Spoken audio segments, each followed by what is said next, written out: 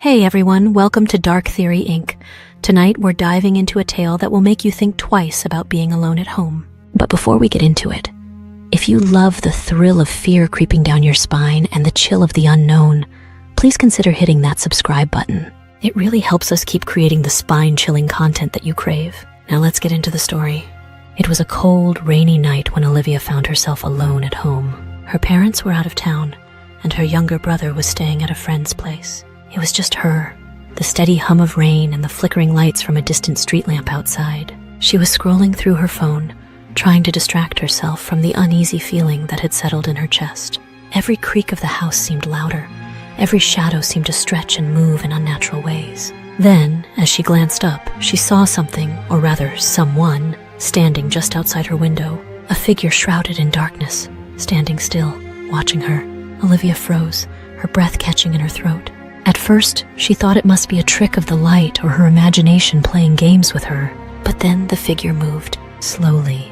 The stranger's face leaned into the dim glow from the street lamp, revealing eyes that seemed almost hollow, a mouth twisted into a smile that didn't quite belong to a human. She quickly pulled the curtains closed, her heart pounding like a drum in her ears. Taking deep breaths, she tried to rationalize what she'd seen. Maybe it was just a prank, a neighbor trying to scare her. She turned back to her phone to call someone, anyone, but the screen flickered and died in her hands. The power went out, plunging the house into pitch-black darkness.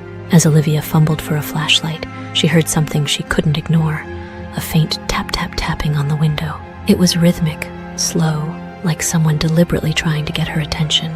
With shaking hands, she crept toward the window, peeking out from the edge of the curtain. There was nothing there. The stranger was gone.